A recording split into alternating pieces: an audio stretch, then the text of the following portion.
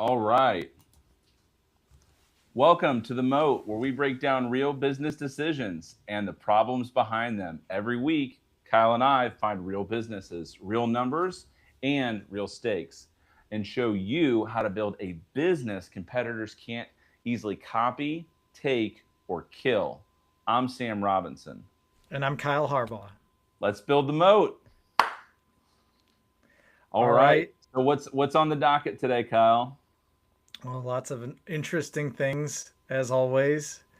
Let's talk about the the first topic of the day. Okay. Which one do you got? Which one do you got for me? Yeah, so we're gonna talk about how private equity is really interested investors are picking up different companies that are smaller, more niche companies, Mm. and they're more interested in those than say these big conglomerates. Yeah. So here's the thing, and we talked about this previously. If I could buy a company that has real customers, real revenue, and repeatable income, that has a clean sheet or a clean rap sheet, so to speak, um, it just makes sense.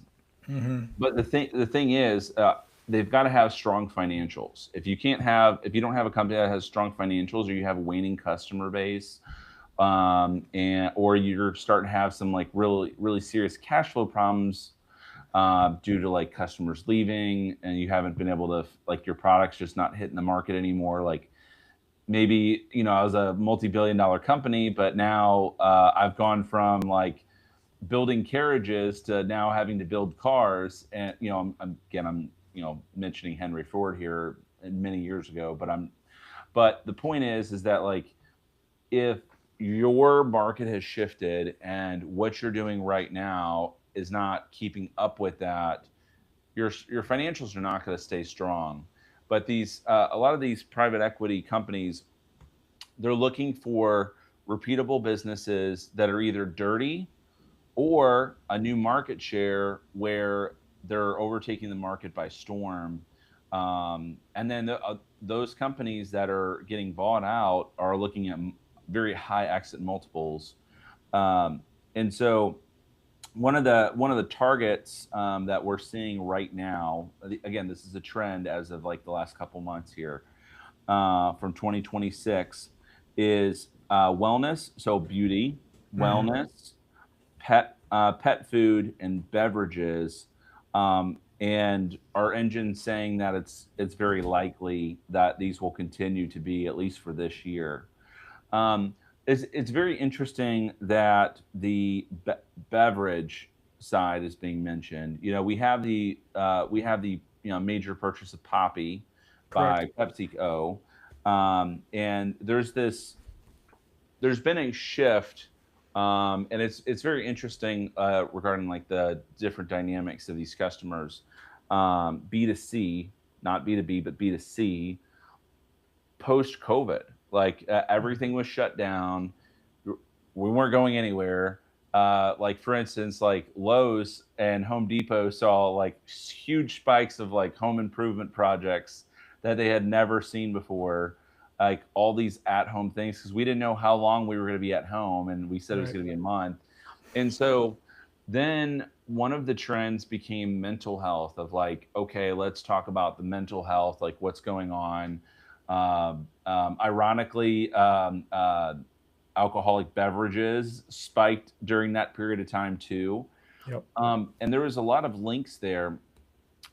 So one of the big things is that, or the big trends that came out of that, is tight knit communities, very tight knit communities of like, I'm not going to have all these friends anymore. I'm just going to have a tight knit community, Right. and we're going to see how that goes. And on top of that, I'm going to try to like, now that I've got like some extra time to myself, I'm going to try to like improve my health. Yeah, and we see that we see brands building these communities and really kind of like unifying people around there's this like lifestyle there's component to the brand, to the product or service or whatever. So people might come for the thing, whatever that product or service is, but then they stay, they keep coming back for the community. And I think that's a really interesting sticky component that it's easier to do around something like a beauty product or a like some kind of product. Might be a little bit harder with a service, but Hmm.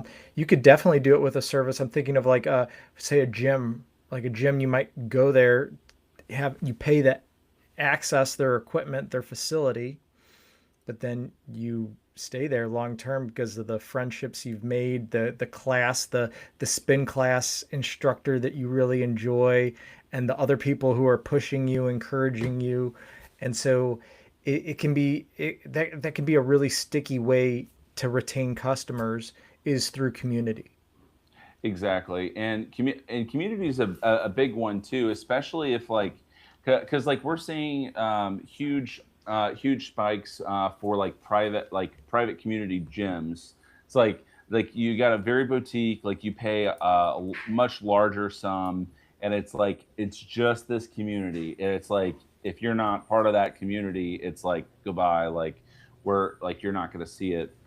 And I think that's really interesting from that. And out of that, we've got people that are desiring to be a little bit more healthy and Yep. realizing that like not only their mental health but their physical health has waned. Like they're not getting out and about, or maybe they have more time to be out and about too. So we're seeing that. But beauty, wellness, pet food, and beverages are going to be these targets. I think mainly because of these tight knit communities, and some of these businesses finding customers that they know by name, and they know like they know their hairdresser or their beautician, et cetera, by name. And as long as they can know them by name, they've now got a customer that's going to be repeatable.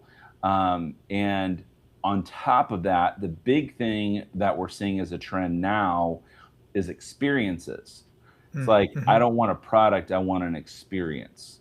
Yeah. So like what have you seen from the conversations you've had like regarding like experiences?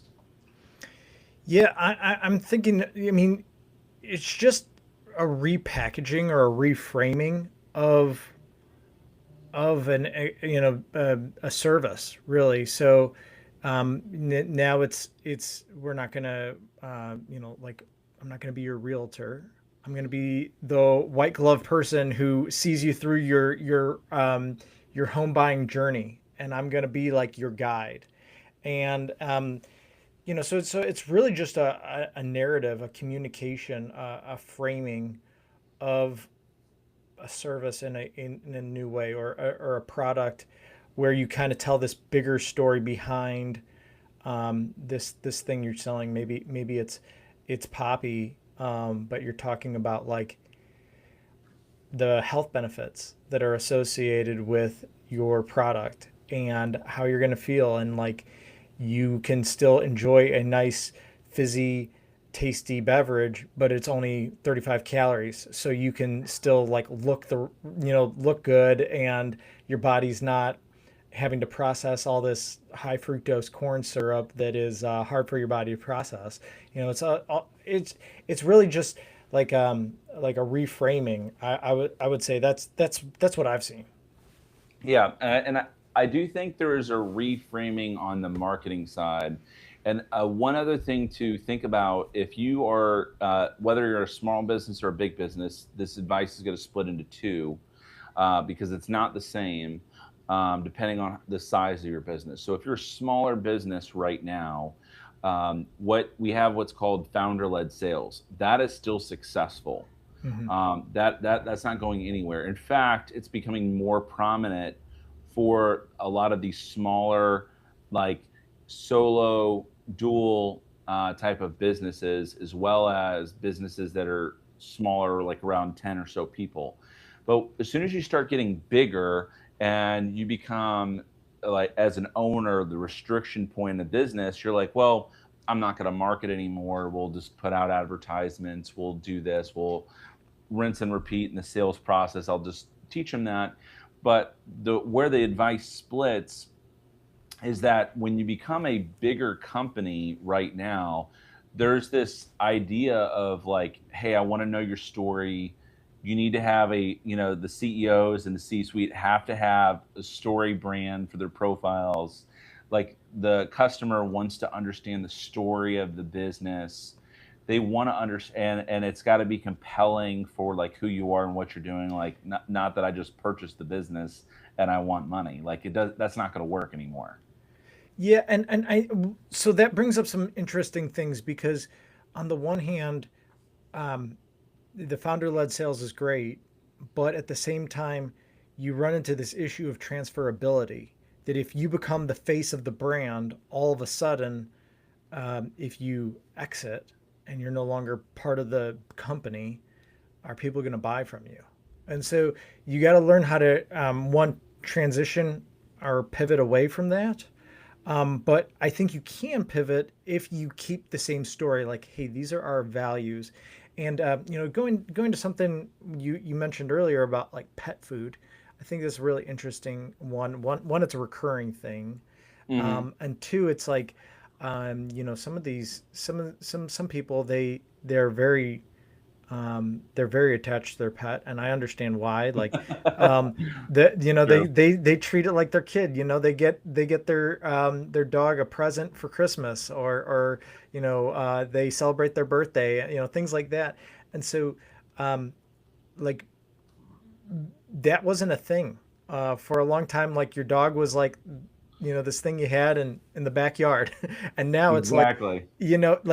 things have changed. Now we're Market. toting them in handbags, right? Right, right. Yeah, I saw this guy, he had like a specialized backpack, had like a little bubble Yep. window. Yep. Yeah, yeah, yeah, for his cat. He was taking his cat on a walk. Cuz you can't herd them. Exactly. And it's I'm also seeing like for instance like motorcycles. Like I saw a cat in a motorcycle and a Mm, dog on the back of a motorcycle, and I'm just like, you would have never seen that before. And but I think it stems from two things. Number one, there is this like, becoming a family member ideology that's continuing up in our society, especially in the newer generations, like the younger generations. You're seeing that, and the other aspect is, and I think it's becoming more prominent because of COVID in the mental health and of like the emotional support animal. And it's like, well, I've got this person now that has become, or not person, animal, pet, that has become part of the family. right. And if this pet is part of the family, I should probably feed them, you know, not just table scraps, but we need to get them some fine dining. Right. Like Yeah, like it needs to uh, be like optimized for them, like whatever they need, and we have a lot more awareness now. Like, one of the, like, for instance, just speaking from my personal needs, like, um, we only buy certain food because my wife has celiacs, and so, like, we only buy certain types of food that she can eat, and it's just easier. Like, I don't have celiac, I can eat all the gluten I want, yeah, but I don't, because it's you're just gluten easy. full, right? Yeah, no, it's just easier if everybody eats gluten free. So I generally eat gluten free. I mean, I don't have any problem with gluten. Some people say that there's like a inflammatory response, but I don't. If there is, I'm not noticing it. So, the point is, um, people are much more aware of needs, and whether that be a human family member or a pet family member. Like, um, people care about what they're eating a bit more nowadays, and there's some really interesting niches, communities forming around these brands that were that kind of demand wasn't there before. Correct. Yeah. And again, that's part of the market. The market's going to move. People are going to want what they want. And as soon as a new idea comes along, then all of a sudden they become used to that, and then it becomes part of their expectation. And Right. so, as a business, we have to realize that when doing business, our customers are going to change their expectations. Like, and there's I remember I forget who it was that quoted this, but basically, like, I don't want to set the bar too high because I don't want to raise expectations. And if raise my expectations, then they're going to want more, and I don't want to do more because then I got to spend more money. Mm, And I think that's an interesting philosophy, in that respect, that I think it's wrong. Like, you should, if you're gonna promise somebody something, you better deliver on the promise and make sure that. But you also need to set expectations before the purchase of, like, hey, real review, raw review, honest review, what have you. Here's what it does. Here's what we're doing and why we're doing it. And they need to understand that. And I think the personalized stories, both of the owners, of like where they're coming from, helps people get behind something, because then they say, well, okay, I understand who they are and what they do. Now I don't have to think about my purchase again. If I'm going to the store, I'm going to buy, a few things that, like, I'm not going to rethink. I was like, oh, I just need to resupply. And I don't need to think through, well, does this purchase do blah, blah, blah, blah, blah. It's like, well, no, I'm just doing a reoccurring purchase. I don't have to think through that. It's too much of a cognitive load. So that's why it's really important to have a story that's compelling that people can get behind, because then it's easier on their cognitive load and when they're making that reoccurring purchase. yeah. Yeah. Yeah.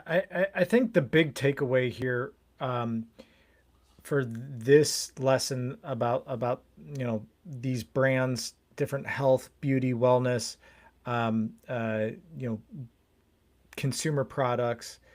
The big takeaway here is if there is a loyal, community-driven business that has significant customer uh, retention and purchasing power, um, that's really very compelling to a lot of investors. And whether you're selling to individual investors, or you're doing some kind of private equity type of venture, like it, it's compelling to all sorts of different people, and you have to maintain that, and you can get a great multiple if you maintain that brand.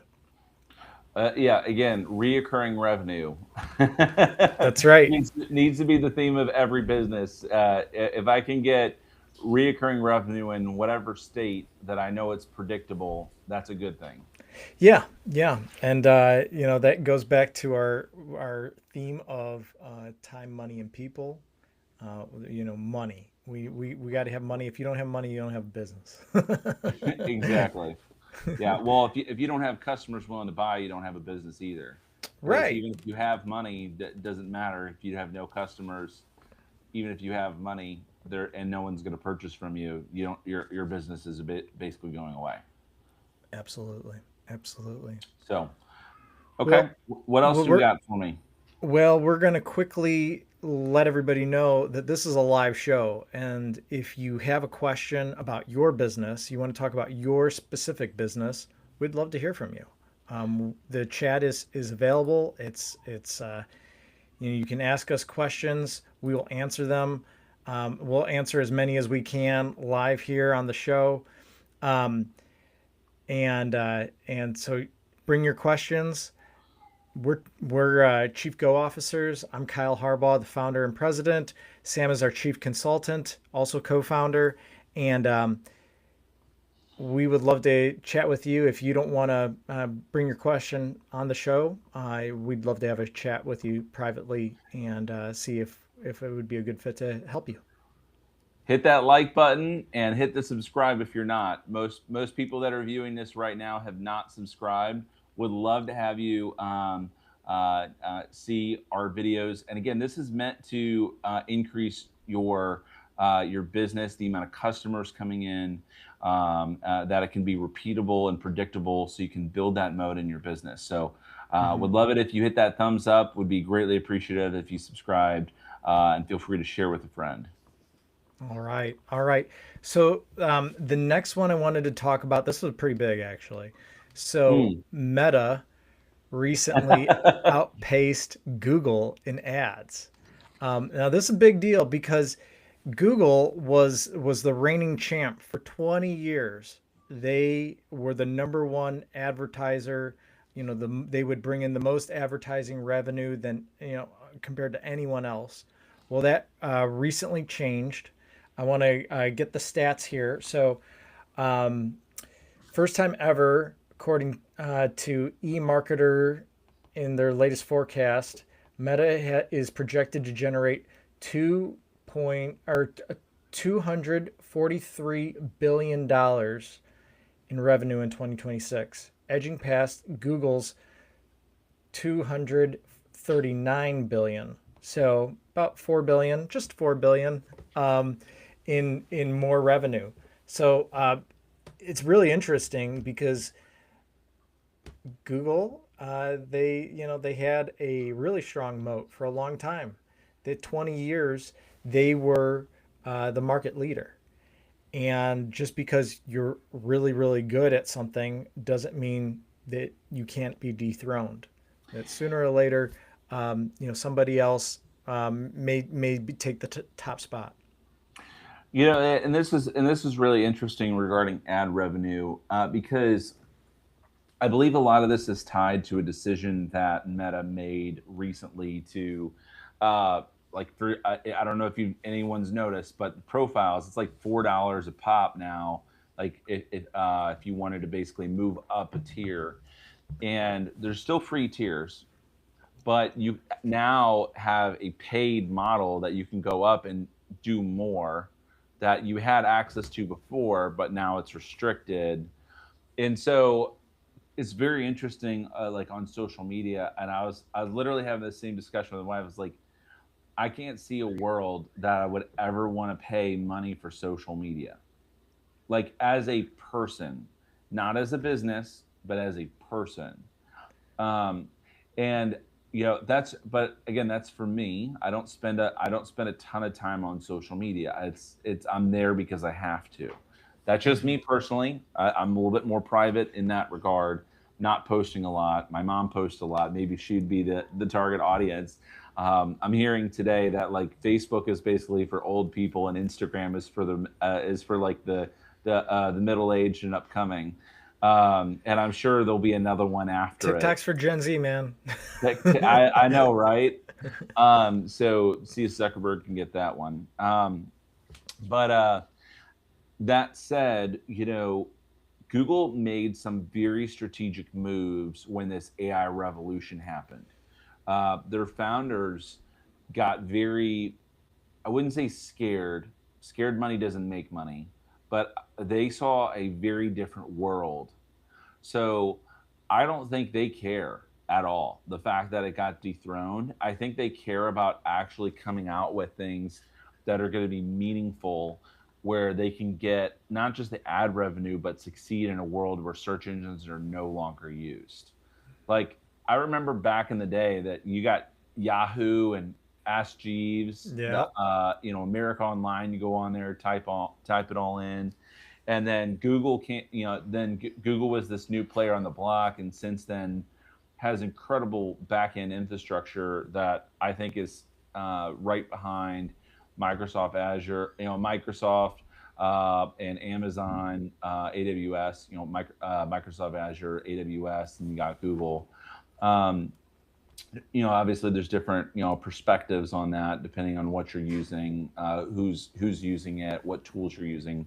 But as far as the ad revenue is concerned, I think where they could potentially make a lot more money that they haven't tapped into is, again, this idea of a headless mode for Mm. their infrastructure, basically a plug and play to make it easy on developers to say, hey, here's the documentation, do this, like you can get your ad revenue.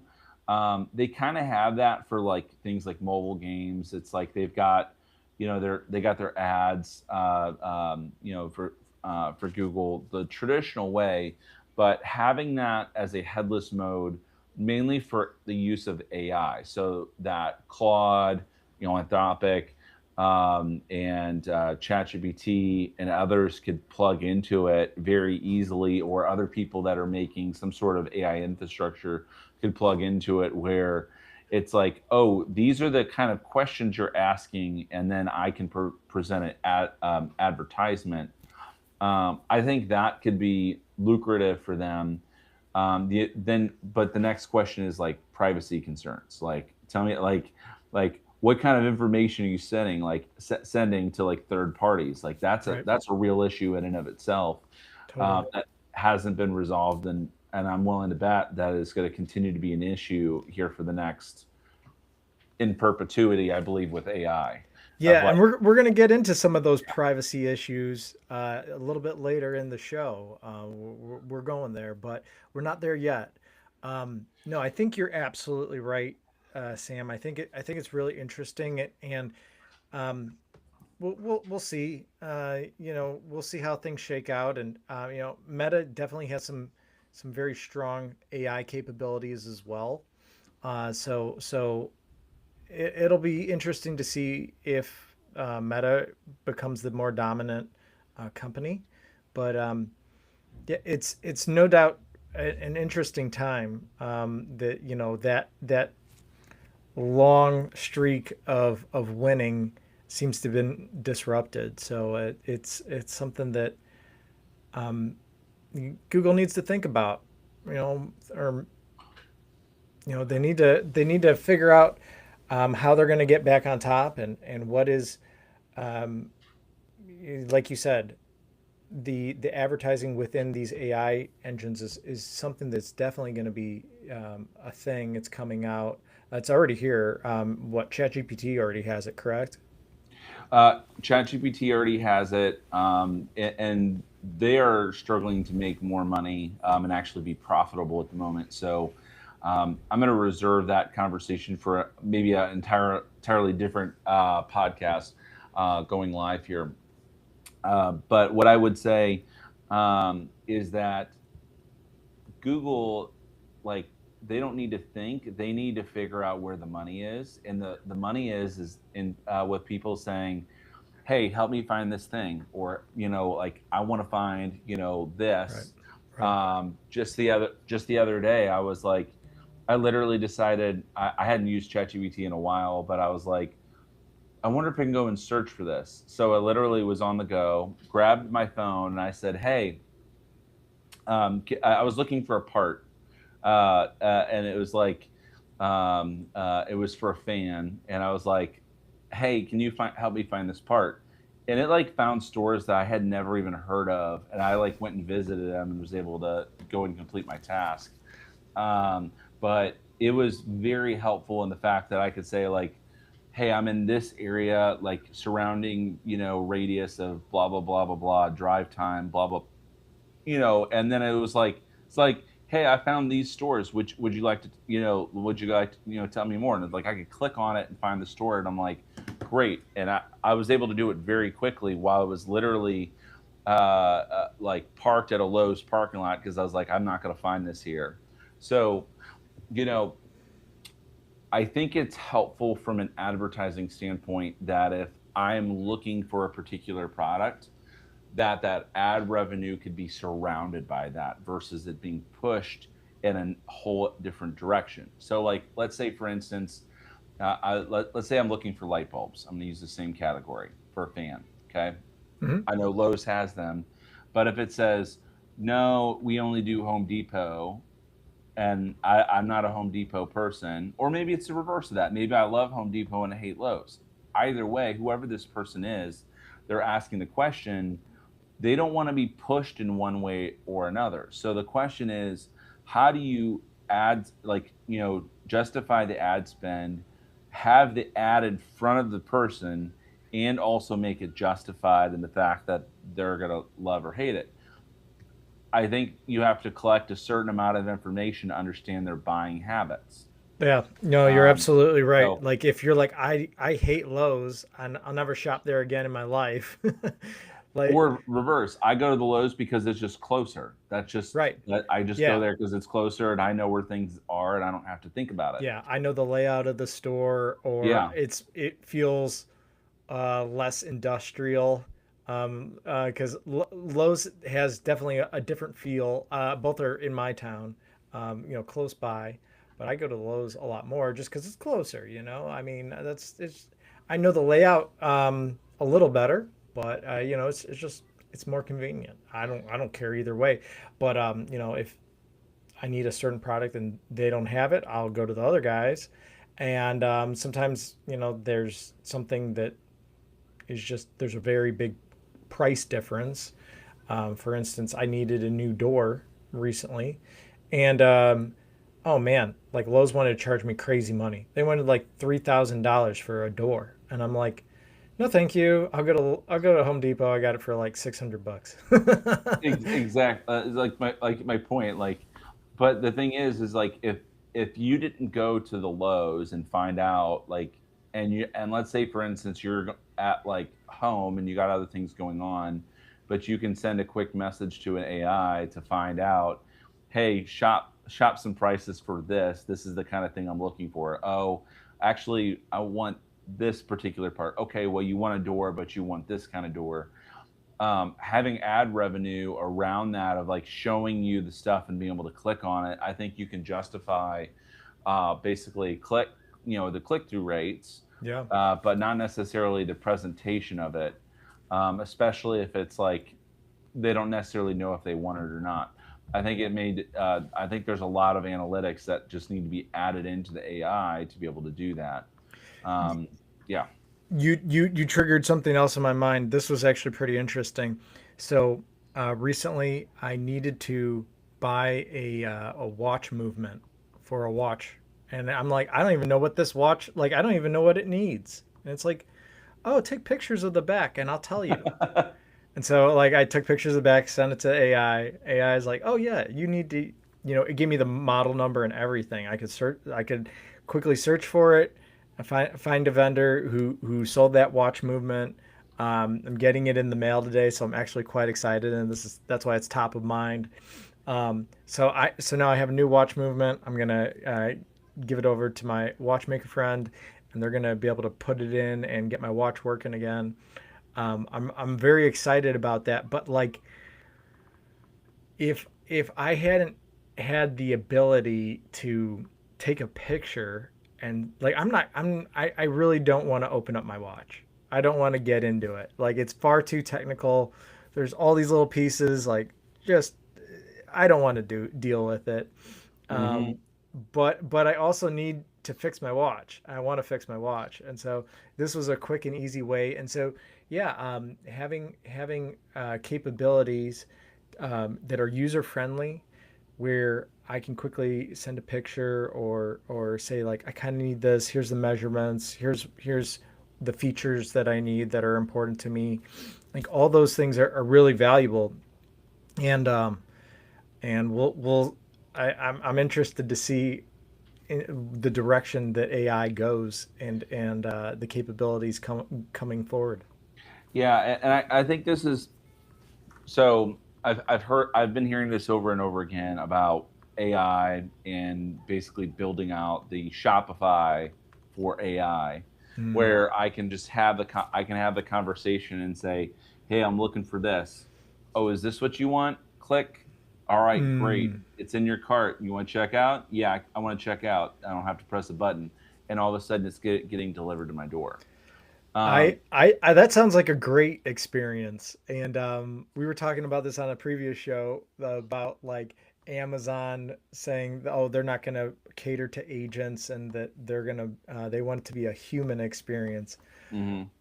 Man, I don't, that sounds like what you just described sounds like an awesome experience. That sounds Yeah, like a like great, I don't necessarily want to get pushed to other products.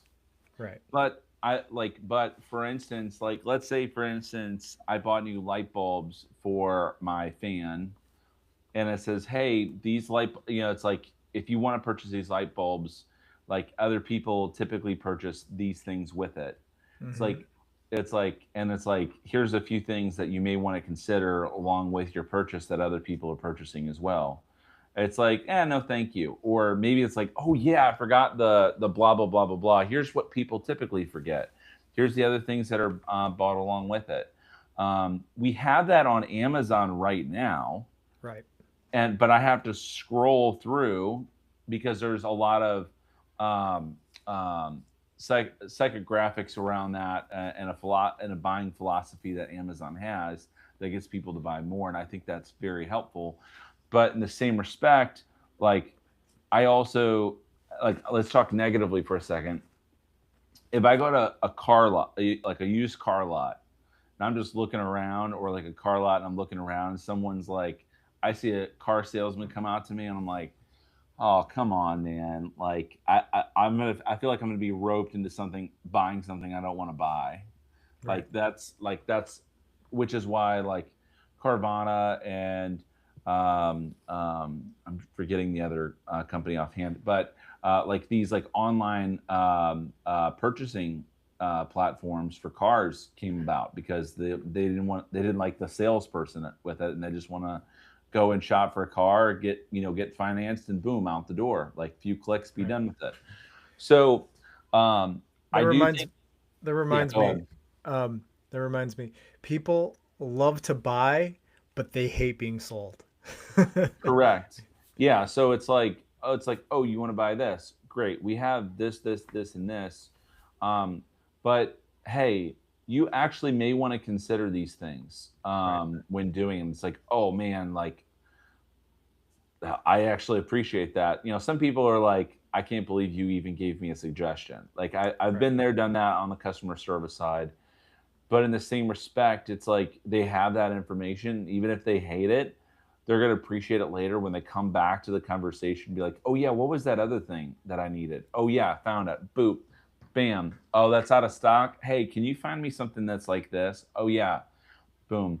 It's like, hey, how's that other purchase going? Is it still working for you, or do you need something different? Oh, well, actually, I probably should buy a backup now that you mention it. So it's Yeah. like there's these different things, and they're called decision trees. So a decision tree, for those that don't know, it's like I've got point A or B. Okay, if I go with point A, a bot purchase of A, I've now, or decision A rather, decision A or B. If I go with decision A, I now have one, two, three, four, how many ever decisions that come with that. And let's say, for instance, just for this, I have two decisions. So I've got option one or option two. It's almost like the eye doctor. You go to the eye doctor. Do you like A or B? A or B? And it's very much like that in a decision tree, and how that works with a lot of things on the purchasing side. It's like, you like this? Yes. Do you want it in, this is plastic that goes on your fan. Do you want white or black? Well, I don't want either. Oh, we've got silver. That's and gold. I want silver. Great. Boom. I've got silver. So whatever you may have, there's a decision making process that you can have, and a decision tree that you can work through, um, uh, using AI both in your business, and in the buying journey, that makes it much easier for a cognitive load. Alex Hermosi even talks about this. It's like, do you want blue or pink? For the like, it's like, hey, you want to join a gym? I've Hmm. got these free water bottles that come with it. Do you want blue or pink? Oh, Right. I'll join. I'm going to get pink. Okay, great. Here's your pink water bottle.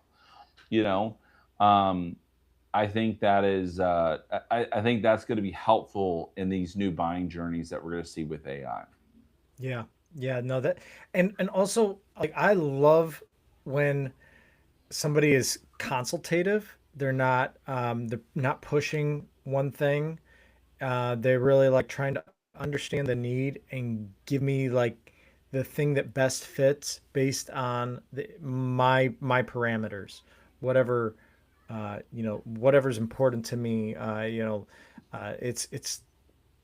I feel like those are being considered. It's not just like, hey, here's this thing, here's this product, buy this. Um, So I think there's a really interesting opportunity to um, have the AI be consultative, but that'll take time. Yeah, and a well-built agent that is very like customer friendly. Correct. um, uh, and it's one of those interesting things in like the buying journey that we're seeing across different levels of companies right now of like, hey, I want to build AI, but I don't have the infrastructure and I want to keep my data private. And by the way, I have no, either I have or have not money to be able to do this.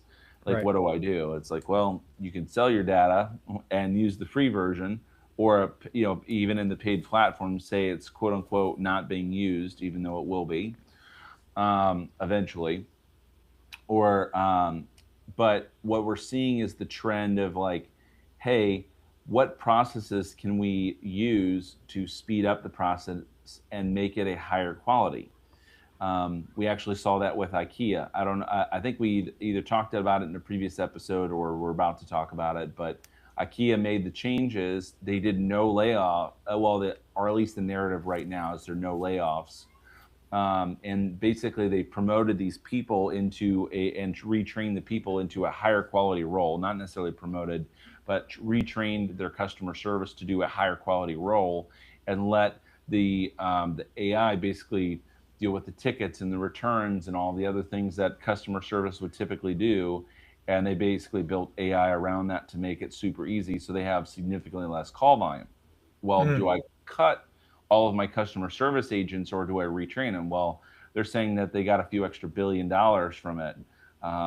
It's like 1 point something $1 billion because they've made that change and a higher quality of customer service.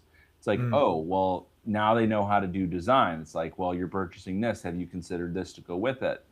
And they're seeing that from a higher quality standpoint where humans focus on the quality and the AI focuses on the quantity execution.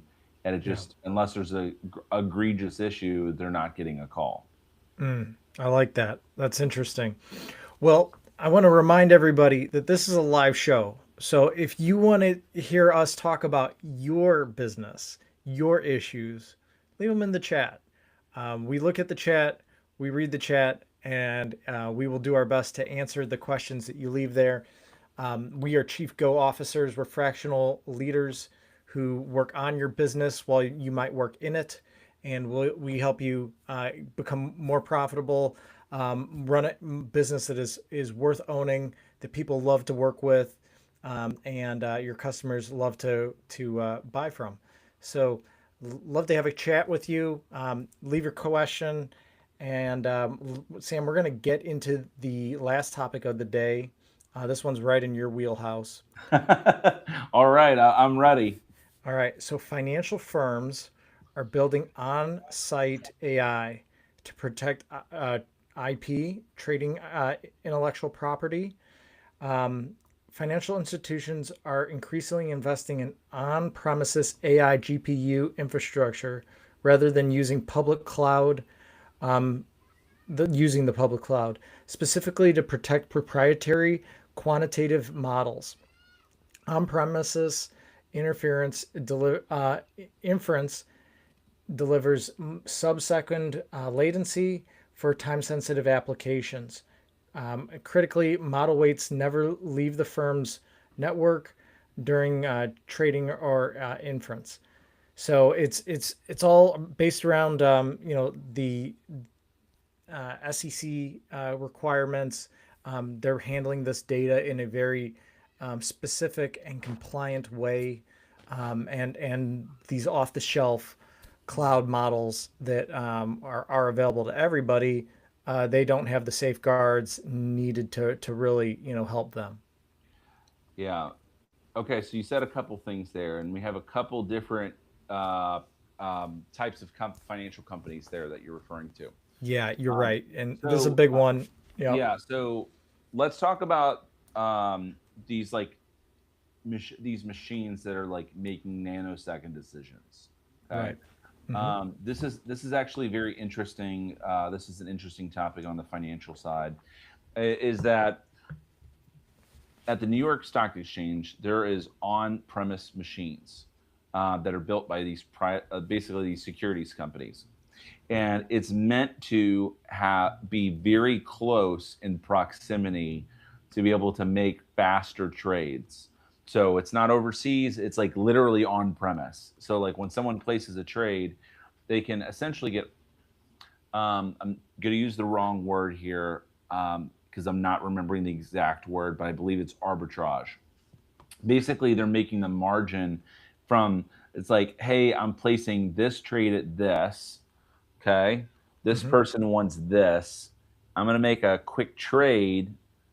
I'm going to make the difference here in my profit, and I'm going to place the trade at the trade that you said that the market had. So I had people that are saying, I'm going to sell this at this, and it's close enough, so I'm going to hit it. But before that trade comes in a nanosecond or a few nanoseconds later, I've already bought and sold that, basically bought that and had that available for sale, and I make up the difference. And there it is happening tons of times, like an insane amount of times. Mm. And from that perspective, these machines are meant to make them a lot of money because they can get the difference. Yeah. Now, Wow. Really interesting. yeah, and that's been around for a while. That's not really any new news. What is different is that there's these trading companies that are using bots to buy and sell securities. Okay. And the reality is that if those bots are using a frontier model in any way, shape, or form, those models are collecting the information. Those frontier models are collecting the information and able to go and use that data to go and buy, to either sell to the highest bidder, okay, Hmm. because that's a whole other topic. We're not going to talk about information being sold yet. Right. That's a crazy topic. There's too much there. We don't have the time to talk about it today. But what I will say is that when I have a bot and it's sending a bunch of different trades and it's saying, hey, I've got this particular amount of mathematics used for it. Well, now these frontier models can go and collect that data and use that for like a new financial GPT, so to speak, Right. and say, okay, well, we're going to make this aspect better. I've got better training data that these people are doing this, so I'm going to use it for that. And then Yeah. either everyone gets access or only a few small amounts of people get access to that. Either way, the moat is compromised. That was Correct. specialized data, information that this one company held and was leveraging to their advantage, and now it's leaked and other people have access. Maybe it's a lot of access, maybe it's limited, but other people can access it, and you no longer have a moat or as strong of a moat. Yes, and on that same premise, if you're using like as a per like as personally, we're seeing rise of open source now, and I think there's going to be a very much an open source age over this next year. Um, as a side note, people are saying that open source is somewhere around 3 months behind frontier models. Well, if new frontier models aren't coming out, then the open source models will quote unquote catch up. Um, well, remains to be seen, but Yeah, and we're and and maybe they come out, but they don't stay there very long. yeah, exactly, yeah.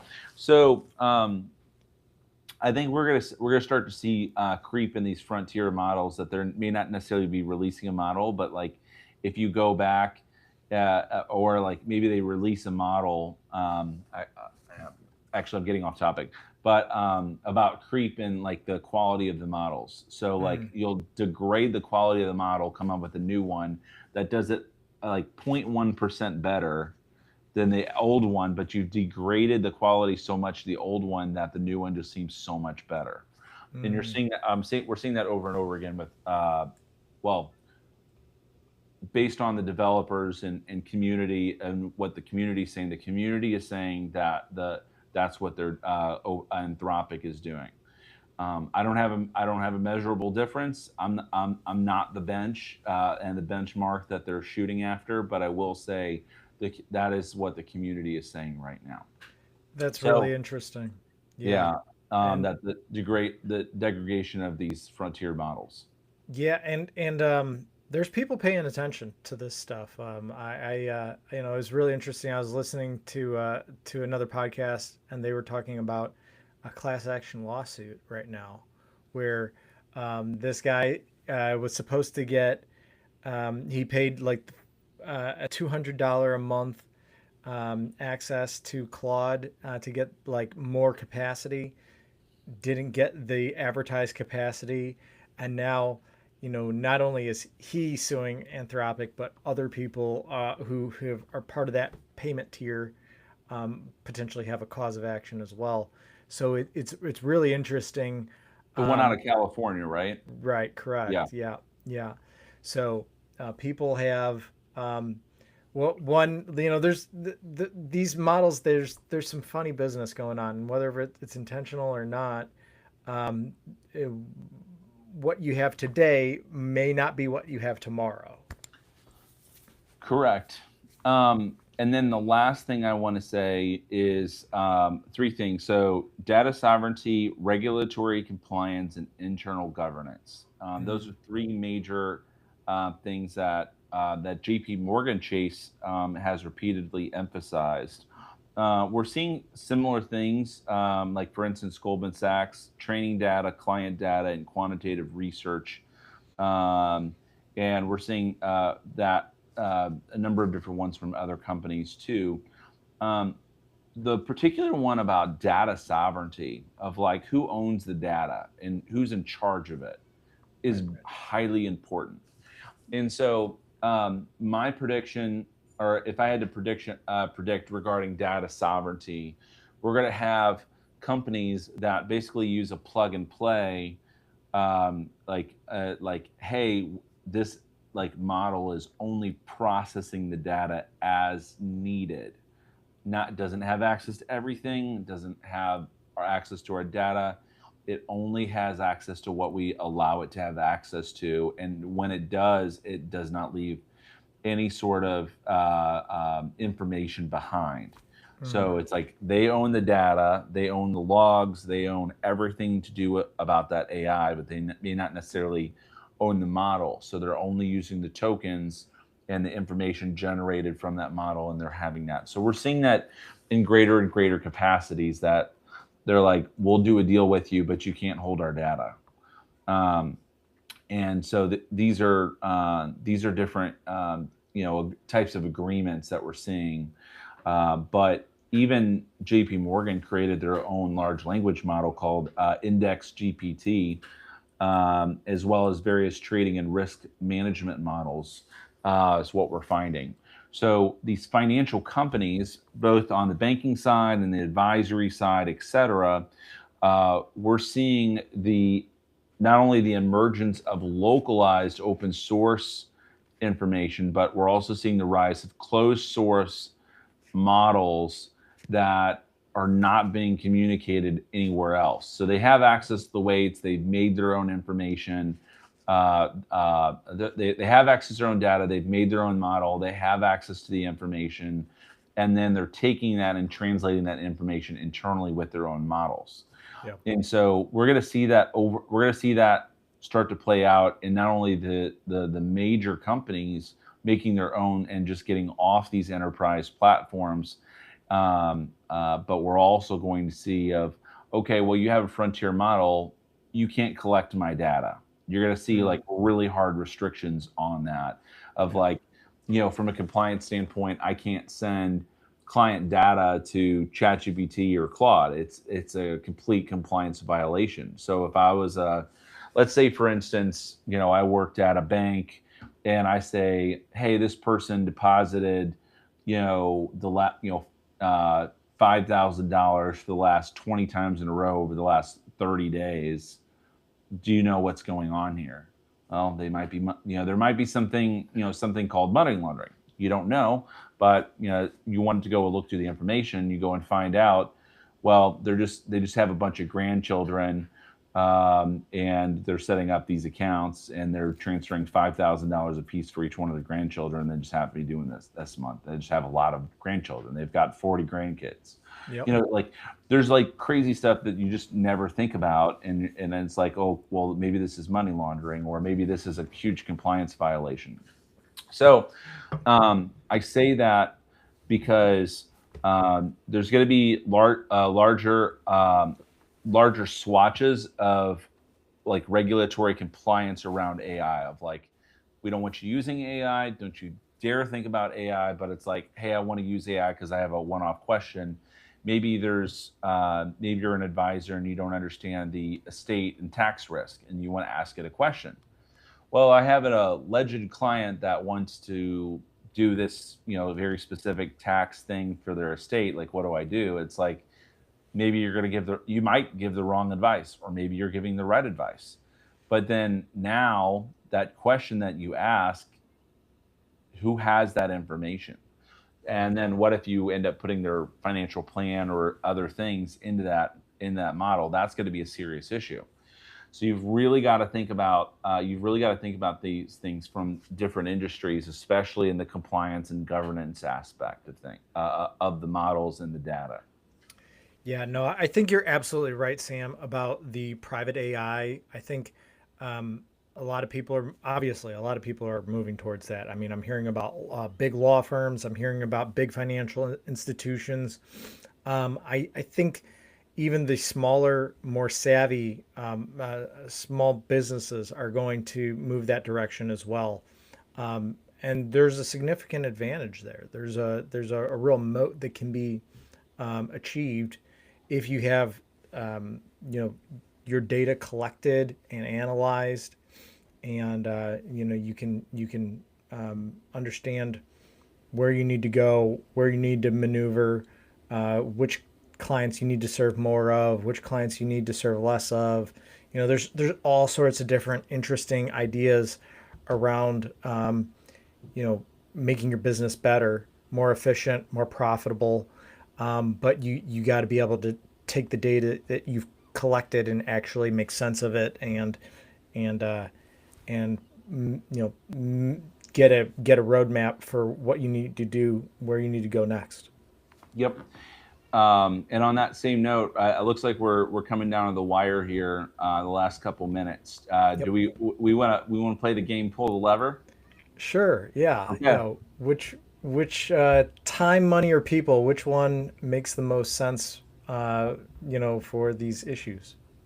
Okay. Which one you want to start at the top? The one with the Pepsi and Poppy. Now that they've bought Poppy, what do they do? Yeah, I mean, for that one, it's people. I mean, it's building community, fostering the continuation of community that has already been established, thinking of new ways to engage the community. Like for instance, I mean, one that I thought was kind of neat was when Coke was coming out with those cans that had everybody's name on it, so people would buy like, oh, I got you one with your name on it, and things like that. Like I think there's creative ideas out there. I mean, that's just a big philosophy of mine, is like, there's all if you are more creative, there's always interesting ways to achieve better things, but you have to be willing to Mhm. take the time and get creative. So for that one, I would say it's going to be around people. I would say the same thing too, and I would echo people with Poppy. It's like the owner is sold, and naturally owners check out once they say goodbye and they get their check. Like, it's unfortunately part of the human emotion and psychology around that.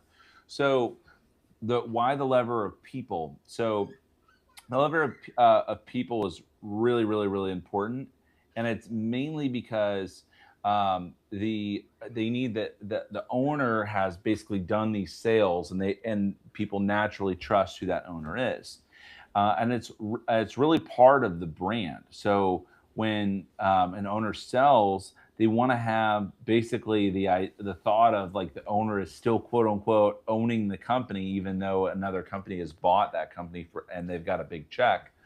But like they still want of like it's like the owner of Poppy or it's like I can still look on a lot of my brands that are in my pantry and say, okay, well, which one of these have stories of the owner? They all are starting to do that. It's like, what do you do? It's like now that you've purchased a business from the owner, like what are they going to do? So you have to have something around people where they can still buy the story because that's the origin story. And the origin story doesn't change, right? You go and buy the company, that owner is no longer there. That origin story is still there. It's part of that culture of that company.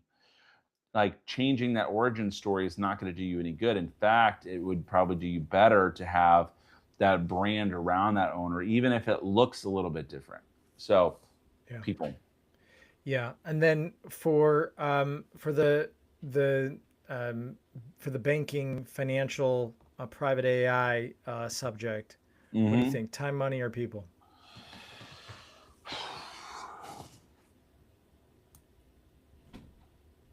That's really hard to say because it requires a large amount of people spending a large amount of time to really get all this data and the sovereignty and everything migrated over. I would say right now the biggest thing that's happening is they're just having to spend a large amount of money. Hmm. And the reason I say that, and I'm going with money, is because you can look at the revenue numbers of companies that are not enabled by AI and the companies that are enabled by AI. And the companies that are surprisingly the companies that are not enabled by AI right now are making more money and higher revenue. Why is that? It's because they're not spending it on infrastructure and enablement for their people to go faster, or they haven't spent the money in the right area to enable their people to do the right things and have the right actions. So, therefore, because they've spent more money and they have a larger amount of expenses, like they haven't been able to go and apply that to a larger customer base that spends more money. They just have larger amounts of expenses. Hmm. So therefore, since they're not driving the sales process as much, they're trying to enable their people. That revenue is going to start to wane. We're actually seeing numbers across the board for lots of different companies right now. I'm going to see if I can. I have a screenshot of it. I was literally looking at it this morning. Was actually very surprised to see those numbers. But the reality is those companies have waning revenue because they're not spending money on infrastructure. But the reality is those other companies that have spent money on infrastructure will eventually be able to pull ahead because they can now deal with the data and sovereignty, and now no one else is ripping their business. So now I have a protectable product, I have protectable IP, I have de-risked my company versus these other companies that are still making money. We're gonna see a shift here in the next about I'm going to say 3 years is my prediction, is that all these other companies that were able to move fast with that hurt their revenue, but they're able to be more efficient and effective and are able to actually reverse that number and have a larger amount of revenue. So we're seeing a gearing up phase. So I would say it's money right now. Yeah. Yeah. I think you're right.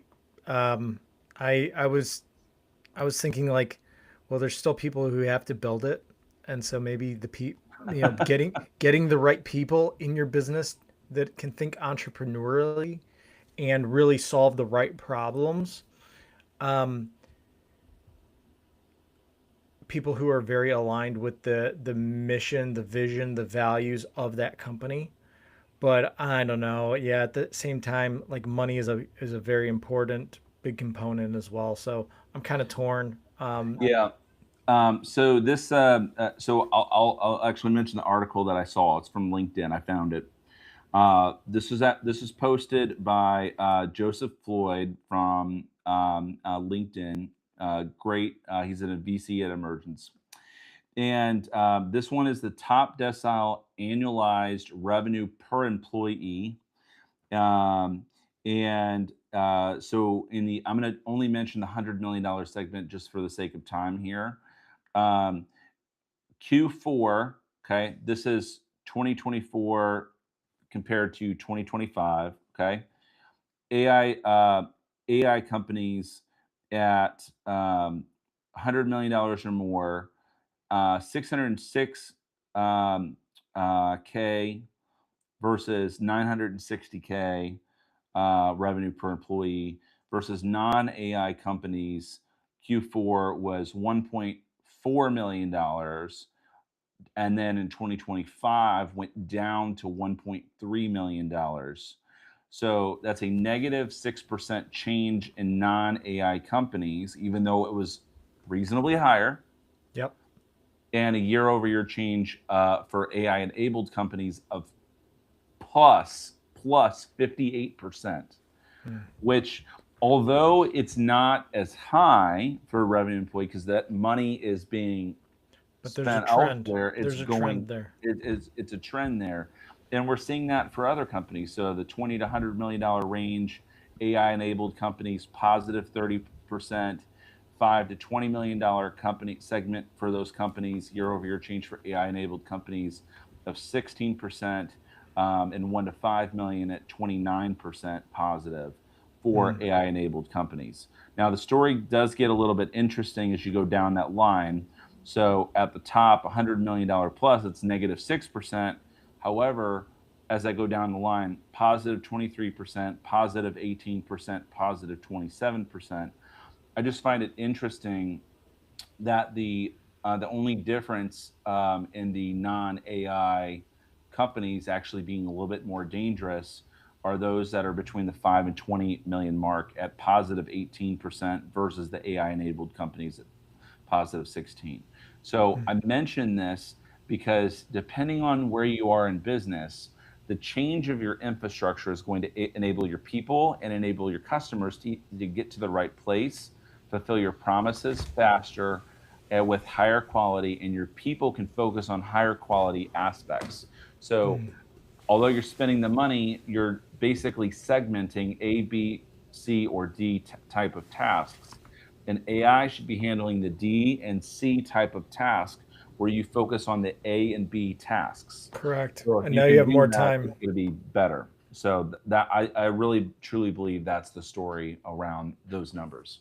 Mm. Good point. Good point. Well, Sam, we're up. We're actually over time. So why don't you sign us off and All right. I got my pen out. If you're not, hit the like button. If you made it to the end, drop a comment. Say made it to the end. Would love to hear from you and connect with you. That said, keep building that moat. Hit the like button, subscribe, share with a fellow business owner or friend.